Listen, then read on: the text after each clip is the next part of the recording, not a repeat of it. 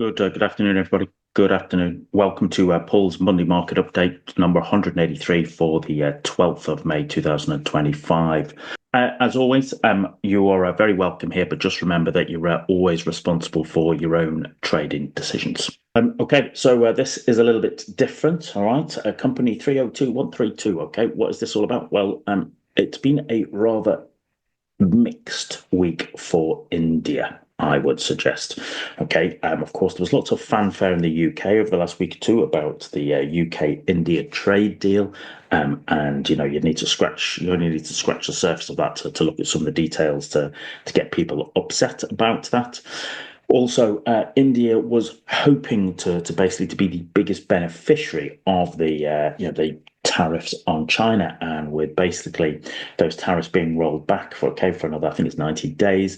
That means that India basically will have a little bit of a their luck is not in that sense. And talking of luck, as I said, this is 302132. This is a Chinese company, Avic Chengdu aircraft, who basically create the J-10 Dragon fighter aircraft, which is used by the Chinese Air Force and also the Pakistan Air Force.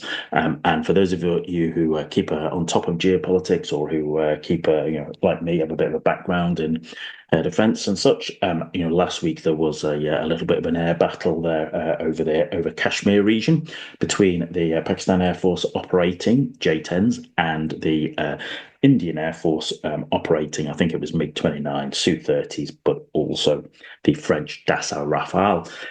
What seems to have happened, and what seems to have been confirmed over the weekend, was that the Pakistan Air Force, using the J-10s, gave the Indian Air Force a little bit of a bloody nose and managed to shoot down a few of those French Rafales. And so that is why we have seen, this is the daily chart of the Avic Chengdu aircraft, is that this is why we have seen such a jump in their share price. Okay, so from Tuesday evening, okay, they closed around about it's around about sort of 58, 59 Chinese yuan. And as you can see, they sort of jumped on the Wednesday and traded up to 70. And then basically today we can see, as more of the details came out over the weekend, we can see that basically, they're trading up there about 95 yuan there, okay, over the course of the day. So you can see that, it's not, that is a huge jump, all right? That is a huge jump in just a matter of a few days. And it begs the question about, was that kind of air battle a little bit of a sign of the times, okay? A sign of a swing. Historically,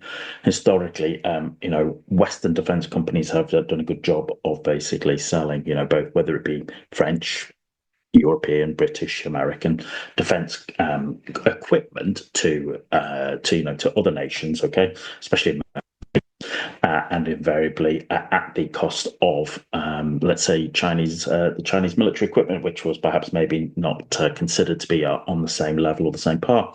But after last week, of course, that is changing, and hence why we're seeing that kind of jump in the share price there. So, as I said, it's a bit of a mixed week for India, but as you can see, that invariably that's the sort of the jump in the share price there. Just on, as I said, is it a case of we're seeing a kind of a change, okay, a shift in ideas and mentality, and that is also reflected on the next one.